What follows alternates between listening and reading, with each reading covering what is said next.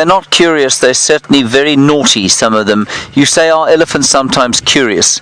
They are, you know, it's especially the young ones, and especially young bulls, just before they hit puberty, just before they become adults. They are curious, and they'll come up to the vehicles and look and have a sniff about the place. I also think, as I've said before, I think they get bored, and then they can do stuff like this. I suppose he's actually just trying to eat, but they get bored, they will push things over just for the sake of it. They'll come and visit the car and shake their heads for the sake of it, see how sort of strong they are and how terrified we are of them. Oh, this is not nice to see. I know it's normal, but it's not nice to see.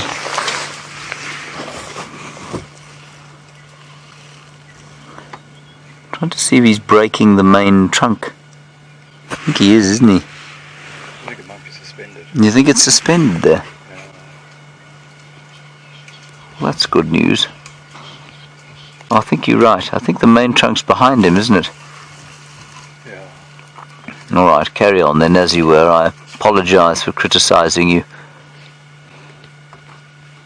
So an elephant like this, Andy, would most certainly be a bit curious if it wasn't concentrating on eating. But the cows and the females tend to be much less curious, and I think it's so interesting. I find so often a parallel with human beings and elephants. And if you think of a group of teenage boys and teenage girls, and if you can put aside for a while the socialization that has sort of molded their characters, you find boys horsing about the place, challenging themselves, doing silly things, kind of challenging each other, I suppose, and challenging others, while I think young girls tend to be much more focused. They're much less prone to silliness, if you like, and I think it's the same with elephants. By the time these elephants reach sort of 15 or 16 years old, the females are adults. They're already adults. They have no more time to mess around and horse about the place, so they will completely ignore the vehicles. But the young bulls are the same age, not the same. That, of course, is a gross generalization as far as the human condition goes, but it's quite fun to think of it like that, I think. And still in the background to the far west, the thunder rolls.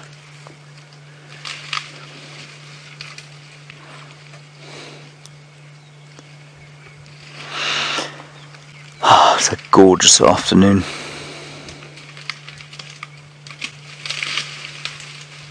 Hello, Eileen. This is a common question, of course, and brought about by I think it was a film. I forget exactly which film, where elephants became drunk from marula fruits. Eileen, categorically I can tell you it is impossible for elephants to become drunk on marula fruits, and the reason for that, they worked it out once. For an elephant to eat enough fermented marula fruit for it to have the same effect as one beer, it would have to eat over, I think it's something like 500 fruits. Now, an elephant can certainly eat 500 fruits, but it can't eat 500 fruits that have fermented at the same time. So it's almost certainly impossible that an elephant should become drunk on marula fruits. Now, this legend comes from a film, like I say. Do you remember which film it was, Brian? No, I don't. It was a Jamie Ace film, the same chap who did The Gods Must Be Crazy, but I don't think it was in The Gods Must Be Crazy. It might be. Anyway, apparently what they did was, I think they sped up some footage. I don't think they actually made elephants drunk. They certainly made monkeys drunk by injecting booze, I think, into fruit, which made the monkeys a bit drunk and made them fall out of trees and that sort of thing, which was quite funny, if not quite cruel, actually, and I don't think it would be allowed these days. But that's where the legend comes from. Ah, there we go. It was the film Animals Are Beautiful People. Thank you very much, Kirsten. So no, it's not possible. And it was so funny, you know, I've often spoken of how when I was a safari guide, well, a different one from this kind of safari guide, when I had guests on the back of the car, I've often been asked, well, who are your worst guests? What nationality? As if you could actually pick one. I had to pick my own nationality, South Africans, because they'd come out here and they'd tell the international guests that you had all sorts of stupid bush legends. For example, that elephants can become drunk on marula fruits and that baboons do the same sort of thing, and you'd be forced to, well, either be very polite and just kind of let it go. But towards the end of my career, when I was getting a little frustrated with the whole thing, I'd be forced to kind of say, actually, that's rubbish, and it's really not true, which normally put me in the bad books with the South African guests, and pretty much in the good books with the internationals. And they weren't all like the South Africans, but some of them certainly used to come through and say things like, well, you know what, these elephants, when they are eating marulas, they are getting drunk.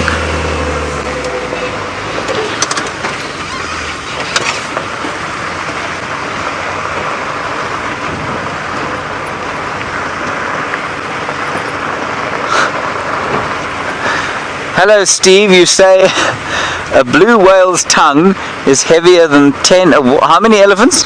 30 elephants. 10 elephants. Right, now that would make a blue whale's tongue then, let's say an elephant bull, 6 tons, would be 60 tons. As far as I'm aware, a blue whale...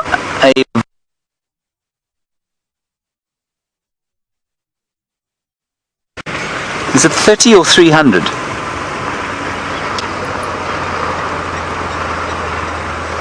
I can't remember if a blue whale's 30 or 300 tons. That's ridiculous. I think a blue whale 100 tons. I think it's 300 tons. So it would therefore have a tongue that weighed roughly what would that be, Brian? How many times? 305 times, a fifth of its mass. I can't believe that a blue whale's tongue is a fifth of its mass, but I don't suppose it's completely impossible. My tongue isn't a fifth of my mass, is yours? No. No. Not? No. There's a hippopotamus, everybody. Not related to the blue whale. Well, no more than you or I are. Maybe a little bit more, in fact.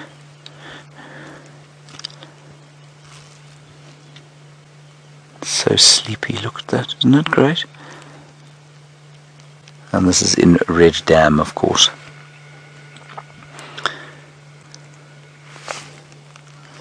Now, Red Dam has received a much needed input of freshish water from the rain that we've had, I think, as have many of the dams. What might be quite interesting also is to go and have a look at Arathusa Dam and see if there's any water in there.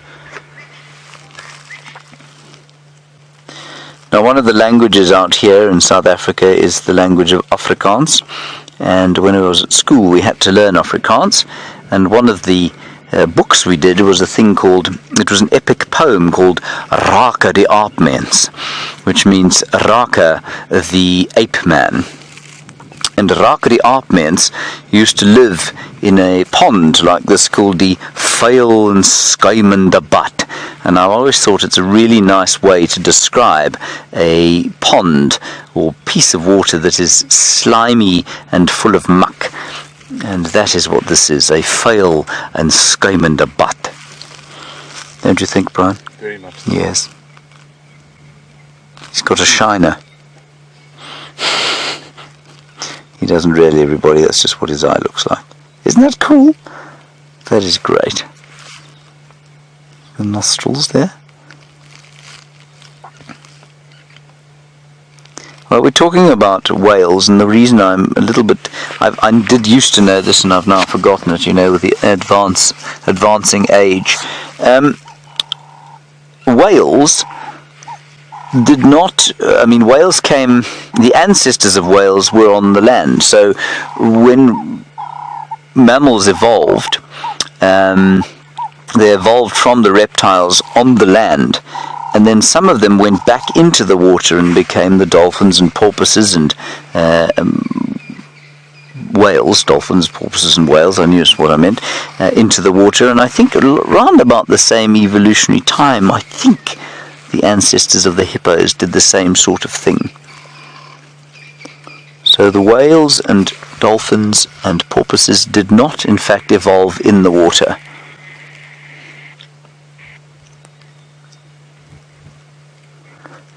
Sorry, MJ, I missed your communication there, Kirsten. Can you go again with it? 173 tons, is that correct? Right, there we go. 173 tons for a blue whale. Right, I'm going to call the biggest blue whale in history 200 tons, and I'm therefore going to say to you that its tongue, being the weight of 10 elephants, i.e. 60 tons, is not possible, because that would make it, well, just slightly under, what would that be, 1, 2, 3, in fact it would make it 180 tons, it'll make it a third of its mass, which I think is just not possible. MJ, perhaps you can tell us what the tongue of a blue whale weighs. He's just doing his water aerobics, you see that, Brian? Doing a bit of a twisty. So graceful. It's very graceful, yes.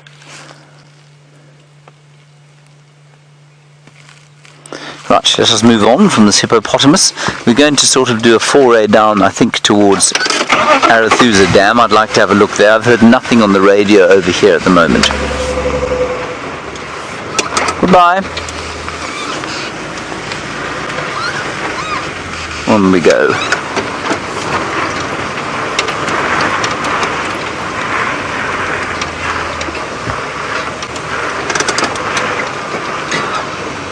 Maureen, you've come to the conclusion from some reading you've done that an elephant's tongue, or at least a blue whale's tongue, weighs that of one elephant, so about 6 tons. Well, that sounds a lot more like it, Maureen. Thank you very much. Let's us across to Jamie Patterson, find out if she is braving the chance of rain on Cheetah Plains or heading back for Djuma.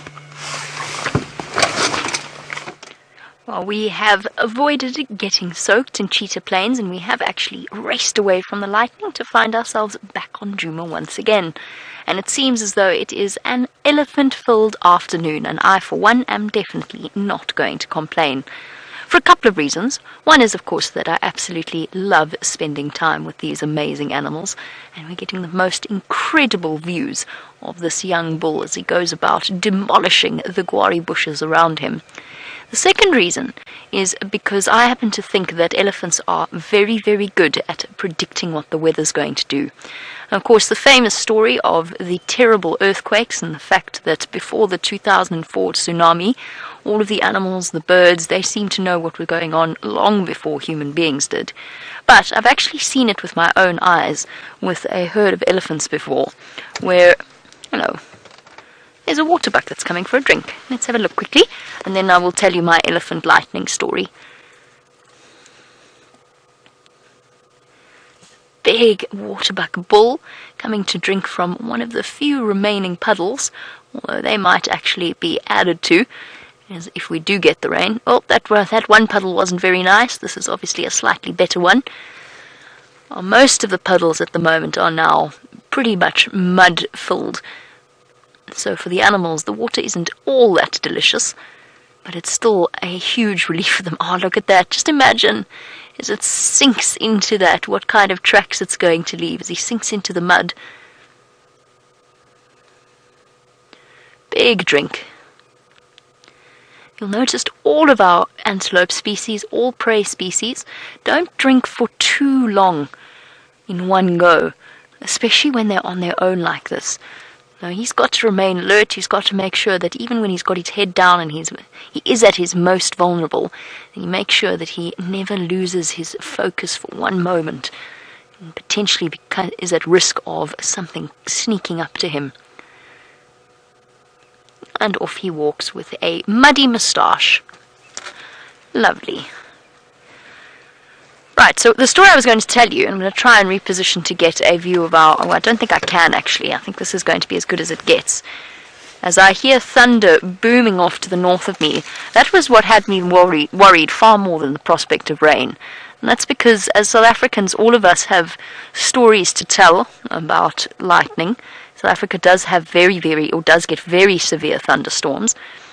And I was once sitting with my parents on a cloudy day like today, but without the deep black clouds. It was just a bit overcast, and we were sitting at the lodge where I worked, watching the elephants move about the riverbed, feeding peacefully, a whole herd of them. It was probably about 50 or so. And then all of a sudden, there was this low rumble from one of the females. You know that sound, that deep brrrr sound. And just like that, the elephants ran, and I mean sprinted out of the riverbed and melted into the bushes. And as they did that, there was this massive flash of lightning that hit a jackalberry tree not far from us, and a huge rumble of thunder. And they knew, I'm convinced, and it was out of nowhere, it was out of the blue. There was not the single sound of thunder that I could hear, at least with my human ears. But those elephants knew instantly that there was something to be concerned about, and they ran. Animals do get struck by lightning, just like human beings do. I also once came upon a scene where there were sort of 10 dead impala all spread out around a tree that had clearly been struck. So it does happen, particularly with giraffe. These animals obviously know how to go about avoiding it, and I don't know whether it's the sounds that they hear, or if they pick up something in terms of increased electricity in the air. I don't know what it is, but I remain convinced that they know when there's a build-up and when there's potentially going to be a lightning strike, because I've seen it. And so I feel quite happy while we sit here with this young elephant bull. It feels like probably the safest place to be. I feel like he'd tell us if we needed to skedaddle. He looks perfectly at peace, though. And it's certainly a lot lighter here than it was on Cheetah Plains.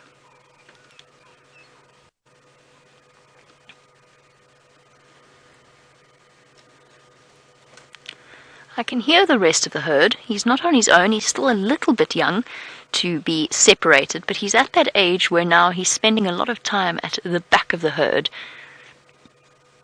Sort of in the outskirts. He looks as though he's... Oh, yes, he does.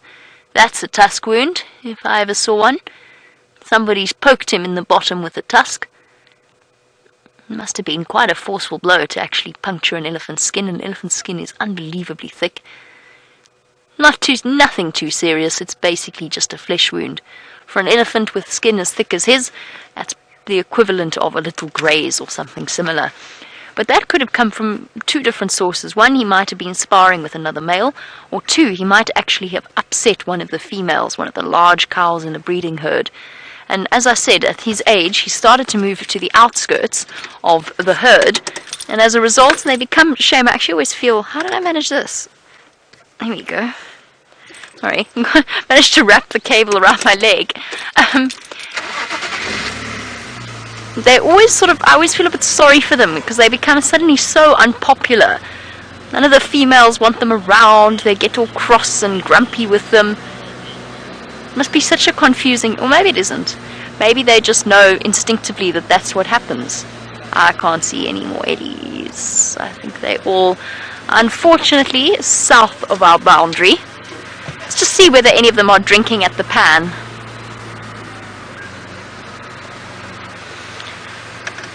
And it gives us a really nice opportunity to look at the tree that Penny Pine has asked about in terms of elephant strength. So as always, Penny Pine, it's lovely to hear from you. Let's get a view of all of these leadwood trees around the pans, and then I can set about answering your question. It's quite a pretty scene, actually. So most of the big trees that you see in this particular spot are leadwood trees, and they're called leadwood for a very, very good reason. Just to give you some background to Penny Pine's question. They're called leadwood because 1 cubic meter of this wood weighs close to a ton. It sinks. It is wood so dense that it sinks. So incredibly strong trees. Now Penny Pine wants to know, would an elephant be strong enough to push over a leadwood tree? And I know, of course, you are referring to one of the large ones. So let's take this as a good example, this particular tree. It would take a very big bull elephant, and he'd have to work very hard, but yes, he probably could. But that's just because that trunk is a bit split up. But if we look at the leadwood at the back there, the one just behind it, I think an elephant would struggle with a tree that thick to push it over. I mean, I could stand corrected. You might find, because they are phenomenally powerful animals. But I don't think that it would manage terribly well. And the same applies to some of the other large trees. Even a large knobthorn would be very, very difficult. Right, now we saw the one with the injury. I don't know where he's gone. Well, I do know where he's gone. He's gone outside of our traverse area. But Nora, you wanted to know how thick the skin of an adult elephant is.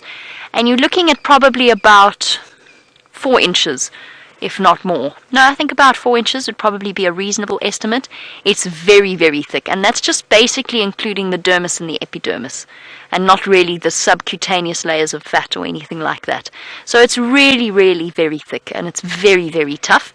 But those different layers, of course, have blood vessels and capillaries running through them, which is why, even though that wound hadn't gone right down in below those 4 inches of flesh, it's why there was a little bit of blood there. It's just nicked some of the surface level capillaries.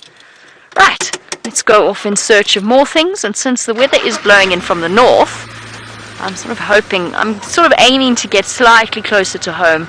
I think it's going to be a political thunderstorm, I really do. I think it's going to be all noise and no action. I know what we'll do. Sorry, I got distracted there by the smell of the waterbuck. We'll go check on our barbet nest. Let's go and see if they've had any success, if our gentleman crested barbet has managed to excavate his nest site any further, or if perhaps he's managed to convince his lady friend that it's a good place to lay some eggs. Oh, traffic jam.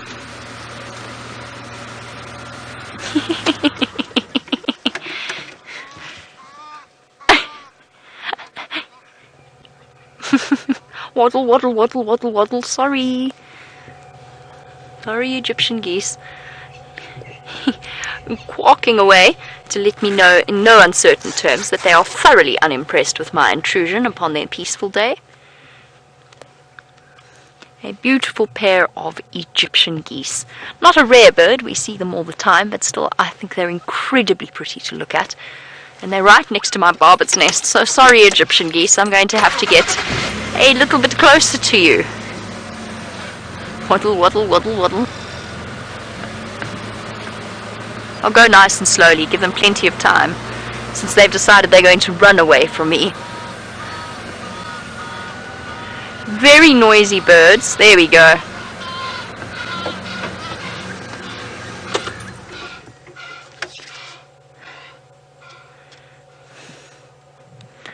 More than once I've had my position given away by an overly vigilant Egyptian goose.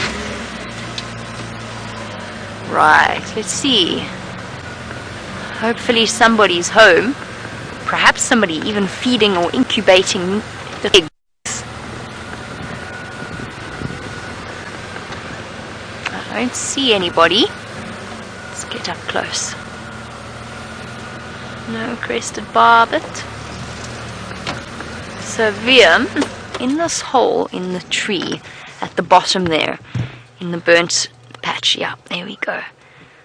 So this is the crested barbet nest that Dave and myself found one morning just purely by chance as we were trundling around. And look there, you can see some fresh wood on the bottom there.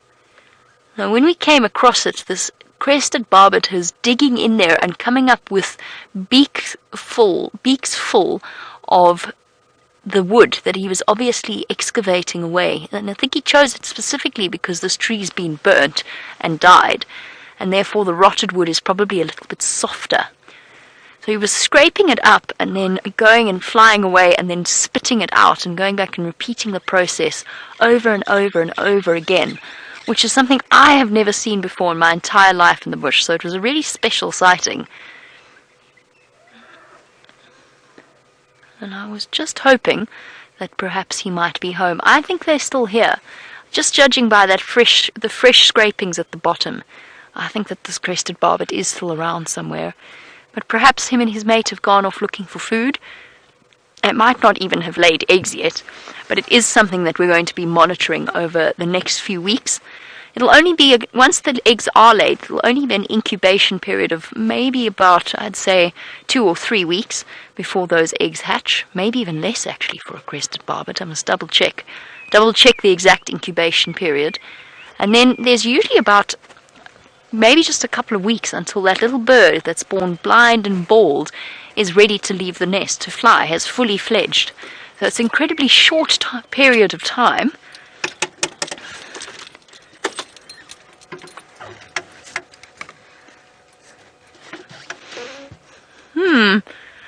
I think that with the thunderstorm approaching, the electrical gremlins have been breeding. We need to just shut down our system for 5 minutes just to get everything sorted out. It's only going to be a really short period of time, so we're going to say goodbye to you for now, but please don't go anywhere. Don't leave your seats. Maybe you can grab a cup of coffee if you really need to, but don't disappear. We'll be back very, very shortly. Thank you.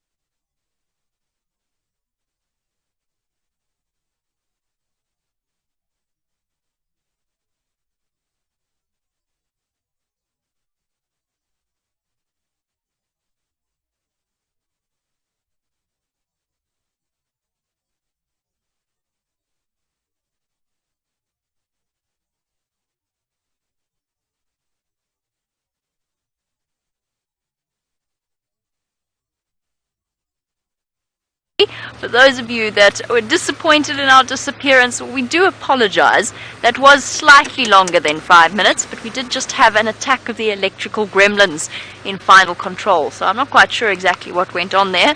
Something happened, like something's just happened to my spotlight. You must be joking. I just checked it. Ah, voila. There we go. That was an easy fix. Definitely getting much, much darker very early this evening. Although so far it looks as though for now the rain has held off and we've remained quite dry and we don't have to go rushing back home. And even the thunder seems to have stopped rolling, so we seem to be okay. And we're back up and just trundling around for the last half an hour of our sunset safari, our last 45 minutes. Looking for some of the more mysterious creatures that come out as it starts to get dark in the African bush. Let's go and find out what's happening at Treehouse Dam. Perhaps we can find a frog. And of course there's the ever-constant challenge to see who manages to find the first chameleon. Because as lovely as Taylor's beautiful drawing of the chameleon was, I'm not sure it counts. It does count, but I'd like to find a real-life chameleon, let's put it that way. Let's go see, because animals often, the animals like the frogs and the tortoises, they often predict the fall of rain and they start to go wandering about. That's also another animal I haven't seen that many of. There've been no tortoises yet. Where are they all hiding? They can't still be estivating, it's rained. Should be popping out soon.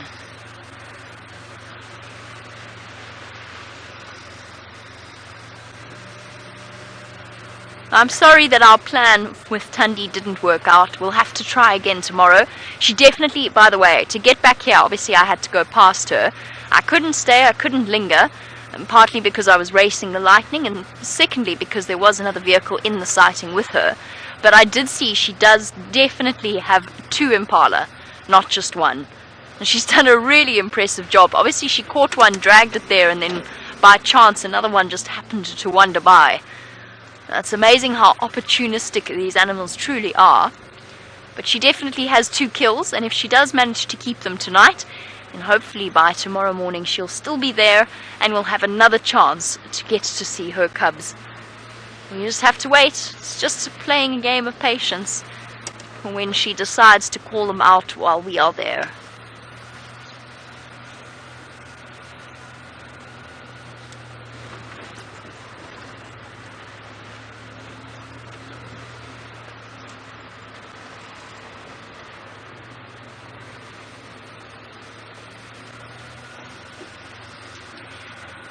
We spoke about the return of the rains and then the return of all of the migratory species of bird.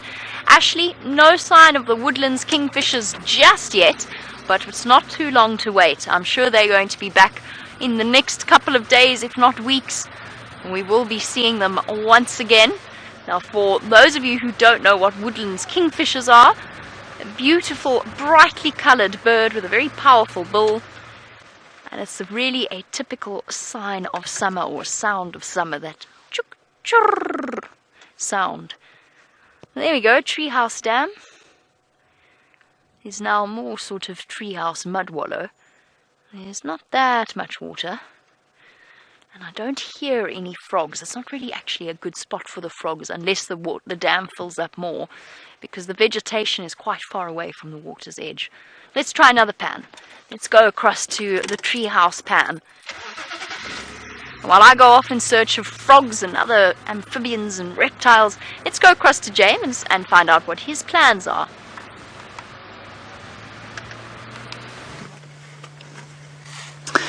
My plans, everybody, are to avoid having to take the rain cover out of its canvas case, because Brian and I managed to stuff it back in there today, and really the task of putting it back again, well, it's too much to bear.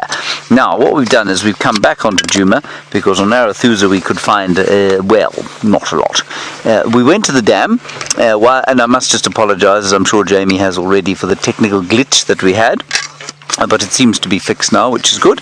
And we went to the dam and there was nothing there. It's still looking a bit bleak, actually, and interestingly completely unlike Biffle's Hook Dam and Treehouse look now, because they've got a bit of water in them. But Arathusa, of course, is an enormous dam, so it hasn't filled up with water at all. Now, my plan from here, not to be facetious, of course, other than avoiding taking out the rain cover, is to head towards Sydney's dam. And the reason we're doing that is where Taylor reckoned she thought if the lions were going to come back, that is where they might emerge. So let's go and have a look there. I haven't seen my teddy bears for some time, of course, nor has Brian. We'd both like to see the teddies, wouldn't we, Brian? Yes. Yes, indeed. There, I knew I saw another one. It's the second one we've seen. It's a bunny. It's scrub hair, but it has run a while. Renee, you want to know if the animals react to thunder and lightning? Yes, they do. In fact, we think it might be one of the major things that causes the wildebeest to move in on after rain clouds. They may even hear the thunder, smell the petrichor, and move after rain. That is when they are migrating, of course, which they used to do in this area as well. We think that may be one of the drivers, so that would be an indication that they do react to it. I'm pretty sure that over the course of evolutionary time, which is very long, they would have learnt what it meant. So I'm pretty sure they know what it means. But of course, unlike us, we can run for cover because we need to be in cover when it's rainy. They don't. Maybe they move towards the sort of thicker bush. If they're a carnivore or something like that, I think they'll probably wait for the rain to start, though. I suspect what the thunder does do with the herbivores is perhaps move them into clearings where they know that they can, rather like wind, where they know that they can see what's going on. And as the light, of course, fades with the clouds coming over, I suspect they probably move into open areas so they can see if any predators are coming to get them. So, Renee, that would be my impression of that. I'm not sure exactly if they can. I'm completely tongue-tied today. Renee, that would be my guess as to what animals do in thunder and lightning, and I'm not really sure though if it's ever been proven or disproven.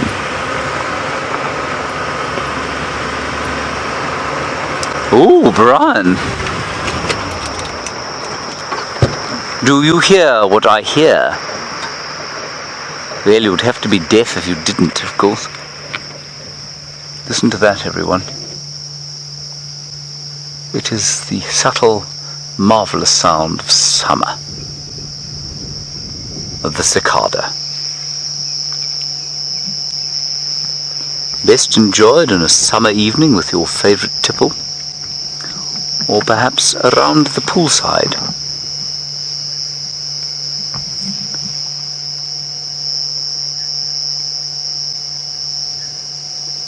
Oh, that's lovely. It isn't lovely when they're sitting right next to you, but it's very pleasant at this distance. It always reminds me of hot summer's days, and I think everybody around the world knows about the hot summer's days where the cicadas are calling in the background. And the first time I heard of this beetle, well, it isn't a beetle, it's a bug. And the first time I heard of it was reading My Family and Other Animals by Gerald Durrell. It was a wonderful book about an English family that moves to a Greek island called Corfu. And ever since the descriptions of those long Greek island summer days, and ever since the descriptions of those days and the cicadas, I've always thought of warm, peaceful summer days when I've heard the cicadas, as opposed to blustery, quite cold ones like we're having now. It's almost dark, Brian. I shall have to see if the spotlight is working. Right, I'm surprised he's still out. Stefan is still out, apparently, and apparently he is now playing with a termite mound. I don't know how one does that, but go and find out from him.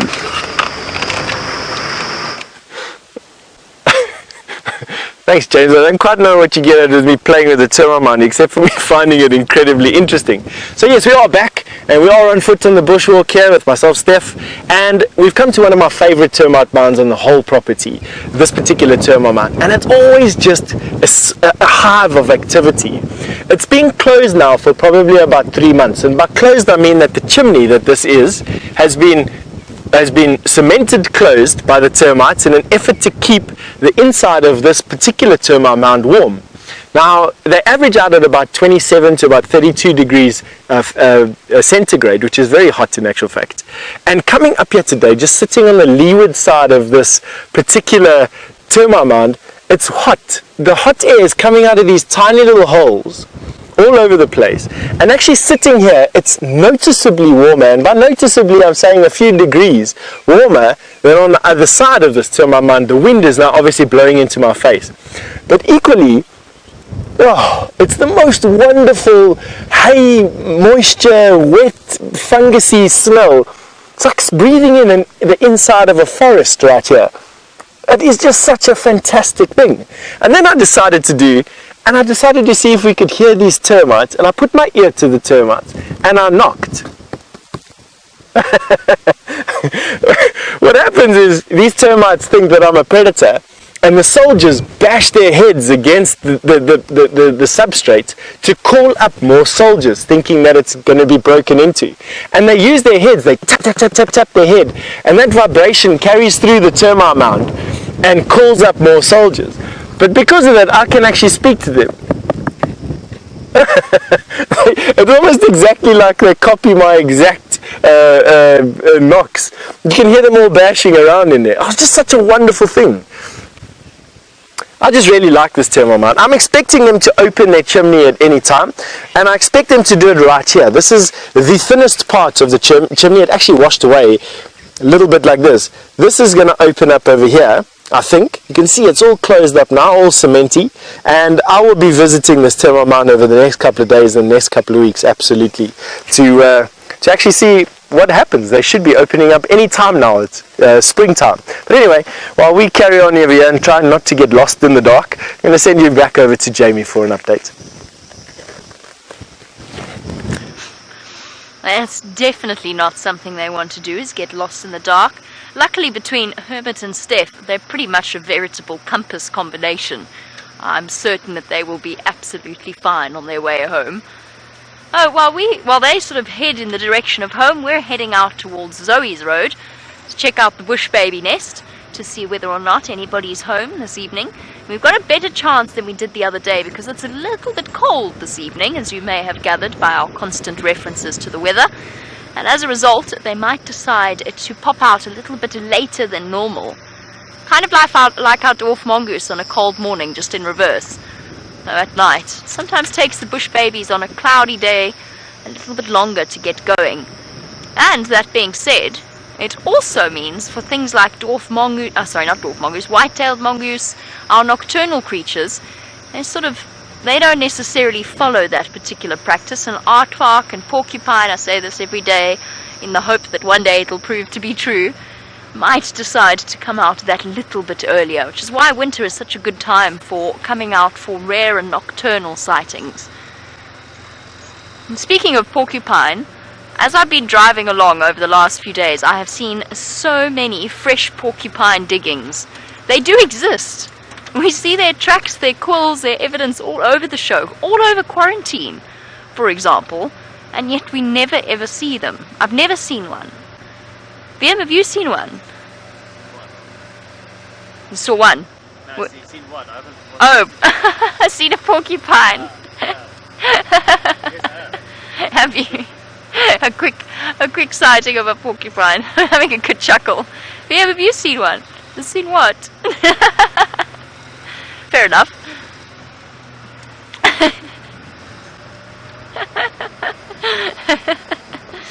Okay, I'm just going to turn my lights down a little bit as we come through past this herd of impala.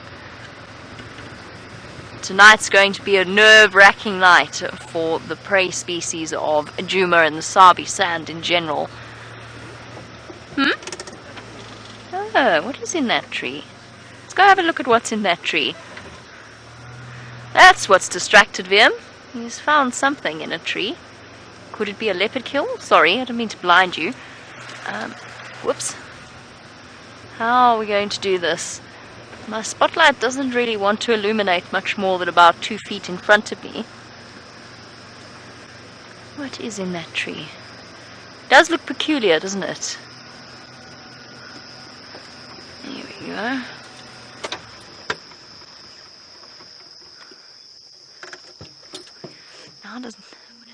What is it? Is it just a weird fold in the branch? Yes.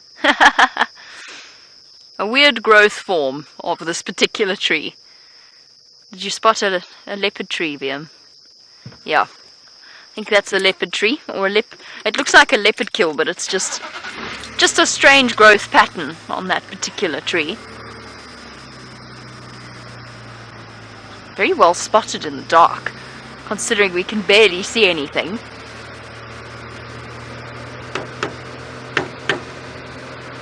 I don't know if that's going to help at all. With my spotlight... Oh, it did. Huh. When in doubt, smack it. Usually helps. Oh, hello, guys.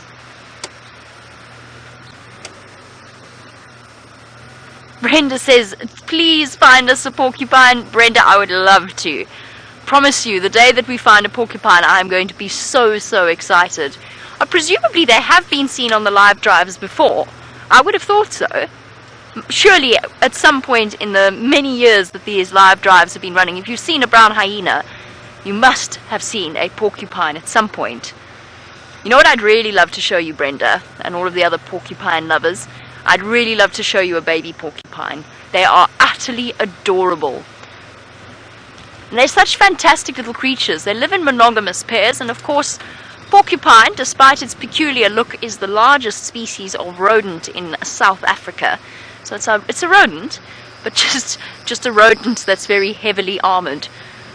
And they mate for life. So they're monogamous and they mate for life, and they mate each and every single day in order to reaffirm that bond between the male and the female. She only has about 2 sets of babies a year, if that, usually once a year. And they really are little miniatures of their parents. It's really sweet. Oh, I'm going to crash the car trying to do this with one hand. Trying to turn my radio down. Here we go.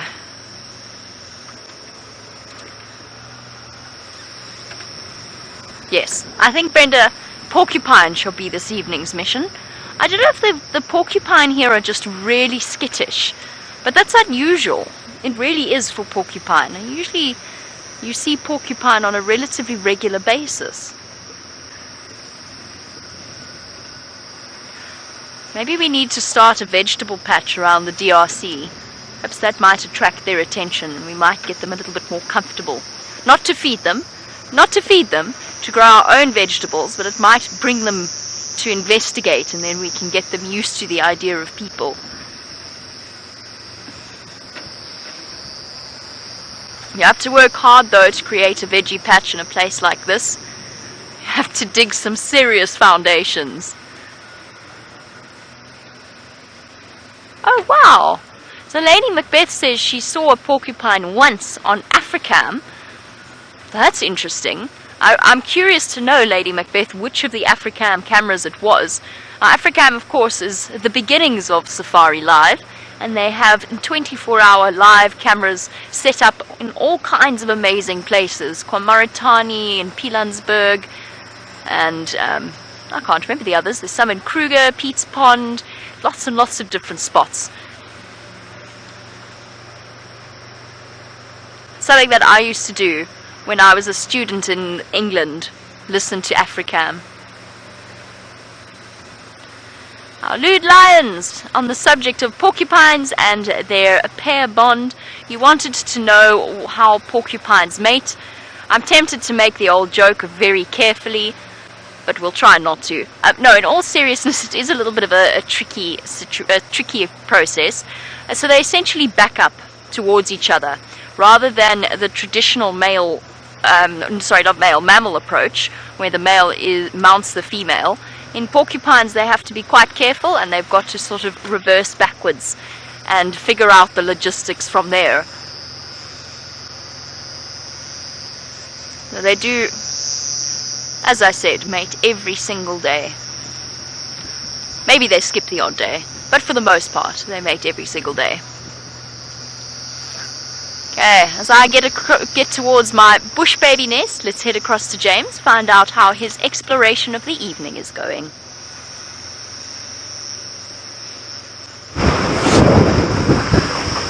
Let's confess the evening is not going with a great deal of success, to be honest. We're trying to find some chameleons, because now is the time for chameleons, but we haven't found any chameleons, have we, Brian?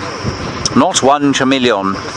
We have found much wind, much blowing of leaves in the wind, many impala, 2 waterbuck, but I'm afraid not much else.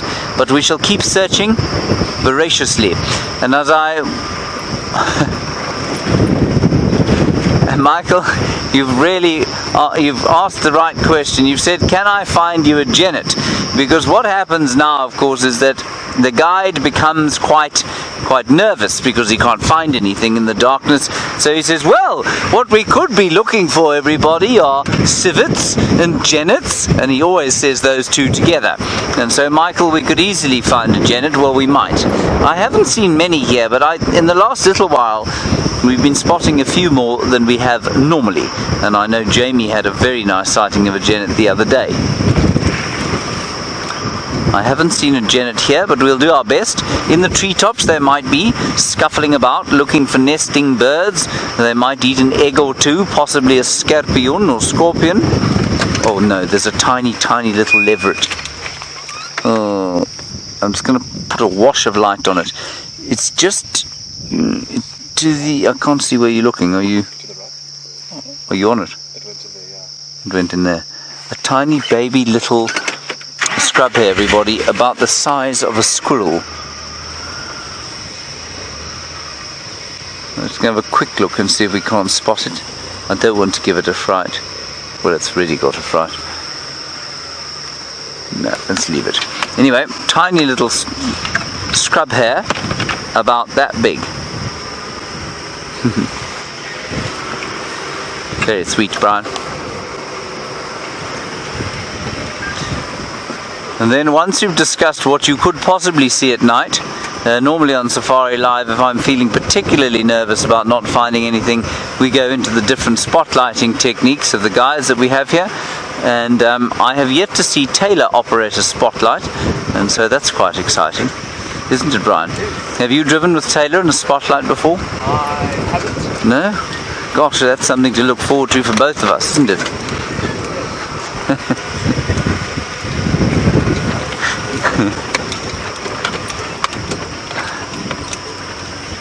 What was that, Brian? Jamie's doing the lighthouse technique. Oh, Jamie's doing the lighthouse. Jamie, despite her slight frame, has got the most powerful shoulders of any person at Wild Earth, because I can't do this for more than 1 minute. Can you, Brian? No, I can't. I would have to hold it in both hands. I also can't see where I'm shining the light. Oh, there's something in there. It's an impala. We'll leave the impala alone. Oh, it's Nyala, in fact. It's not impala. Let me turn those off.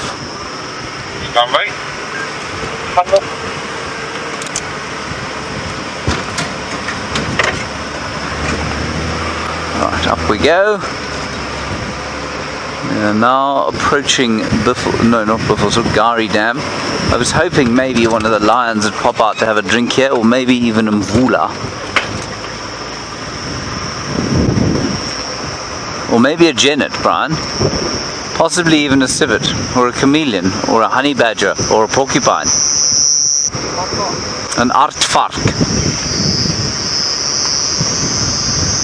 Everybody, you must never say aardvark, because it's just not nearly as satisfying as saying aardvark. Try it, Brian. It is a wonderful feeling, isn't it? Yes.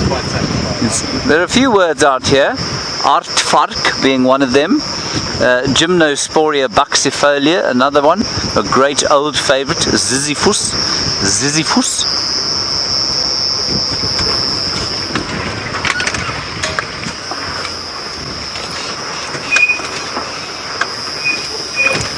Right, just go and have a look off the dam wall here.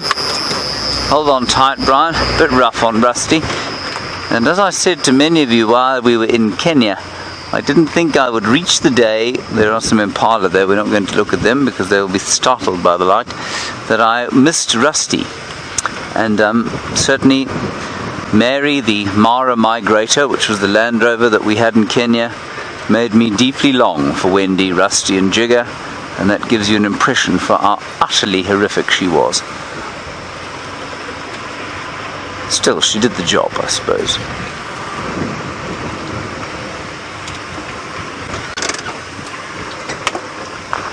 Hello, Cat in Tampa. What a lovely question from you. You say, did the Mara Triangle and my experiences there inspire any new music? It has certainly inspired a number of emotions which will, I've no doubt, in the next few weeks translate into some kind of music. Yes, Cat, thank you for that. It normally takes me a little while for my body to process. Obviously the emotion is raw, and then the body processes it, and eventually it comes out as a tune or two, probably a couple of weeks later. So yes, thank you, Cat. Great question. I shall make sure to play it at a 5-side chat if that emotion does translate into anything worthwhile. Brian, do you see something shining at the base of that log? Right at the very base. In front. Oh, you don't. Hang on, let me move the light a little bit. You got it there. What do you think it is? A spider. A spider? Good grief, a hunting spider. A wolf spider, everybody. Its eye is much more shiny than its size. It's quite impressive, really, isn't it? That is a spider. How cool is that? Alright, I think that was an amazing spider sighting, but let's carry on. A diamond glistening in the green grass.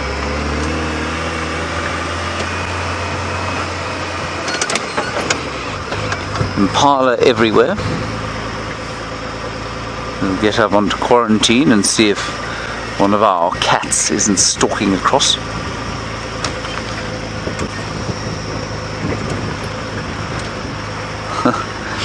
Valeria, you want me to share one of my favorite Mara experiences with you? Well, Valeria, I'm going to assume that you watch the shows, and therefore I'm not going to talk about the, not banalities, but the, I kind of ran out of, not expletives, what's the word I'm going for, Brian?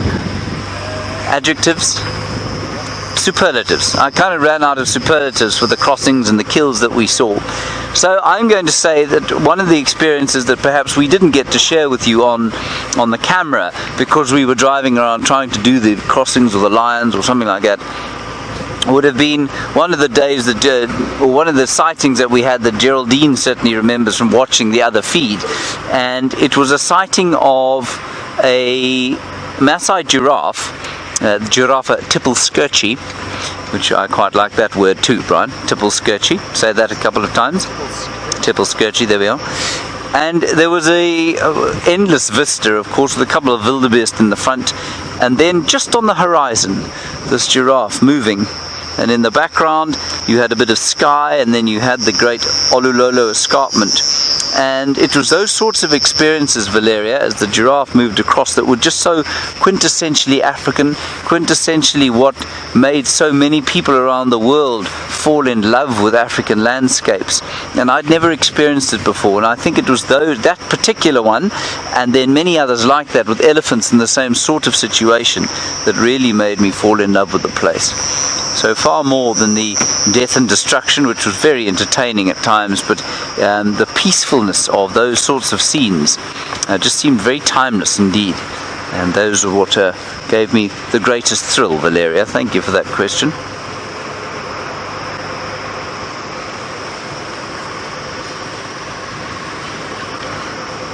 Right, we're just easing on quarantine clearings here, and we'll head back towards our home now. Alright everybody, thank you very much for your time today. I must apologise once again for the little bit of technical glitch that we had. Hopefully tomorrow shall bring better luck for us. At 05:30 tomorrow we'll see you. Thank you for joining us, and thank you especially to the Thunder Thumb for the afternoon. Well done, Thunder Thumb. See you tomorrow everybody. Bye bye. I've just spotted some bush babies really far away. I'm going to try and get to them. They're bouncing on the ground. I can just tell by the little lights of the reflection of their eyes going bounce, bounce, bounce, bounce. But they're really far, and my spotlight's not strong enough to illuminate them. So hold on. Let's try and get this right before the end of our sunset safari. Hold on, everyone. We're going to do a slight Ferrari safari for a bush baby. Might be a first. There's so many of them. There's about 5 of them all clustered around that tree. That's why I'm racing there. See if we can get a couple. See if we can break the record of how many bush babies we can get on camera in one go. I wonder what the record is. Let's see if we can break it. We'll set one. We'll set a new record. We might not have found a porcupine, but I'm going to try and get this right. Hold on, everyone. Bumpy, bumpy.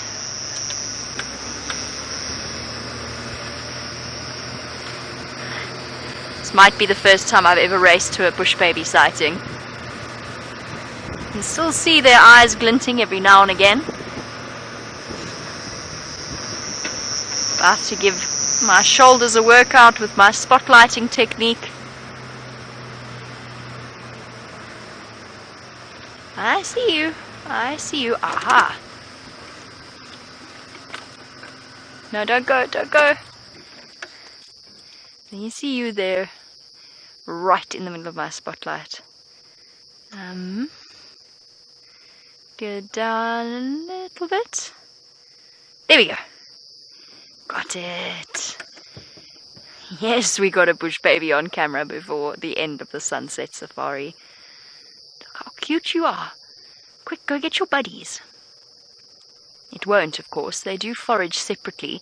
But what we'll probably find, the reason why I was seeing so many reflections from different bush baby eyes, is they've probably only just got up and moving. And they probably spent the day in one of these trees, sheltered in a protective section, all cuddled together as bush babies do, before they decided to get up and moving for the evening. And we've actually really had some spectacular bush baby sightings over the last few weeks, ever since our night drive started. I don't know what it is. There's one at DRC that now, as you walk past the gate, I've actually done it before, When you walk past it, you can walk within maybe about a meter. You can get within 1.5 meters of it, and it'll just sit there looking at you with those amazing, enormous eyes. Sorry, Cursed, you've named him what? Frederick. Frederick the FC Bushbaby. There we go. The Bushbaby at final control is called Frederick. Now, I doubt this is Frederick. We're not quite close enough. And unfortunately, the chances of us recognizing him in the future, or her. But I'm glad to hear that our Bushbaby around final control has a name and an identifying nature. Very cute. You can see it sitting and glancing about for all kinds of insects. Should we try for one more? VM's going to hate me. I'm going to try for one more. Ah, we've only got 1 minute, 60 seconds to get another Bushbaby on your screen. Yes, little Bushbaby, I see you. Ah, it's a bit far away, I think. It's straight through there in that gap. I don't think we're going to manage it. No, unfortunately, it's just launched itself away. Oh well, it was a valiant effort, but unfortunately it is that time of the evening once again where it is time for us to say our goodbyes and our thank yous. So first of all to VM, a very big thank you, and for your wonderful camera work as always. And then to our lovely ladies in final control, Kirsty, it's nice to have your voice back in my ear. I'm glad you're back safely. So to Kirsty and Jerry, to our wonderful tech team for all the hard work they do, and most importantly, an enormous thank you to all of you for joining us, your questions and your company. See you tomorrow for the Sunrise Safari. Bye-bye, everybody.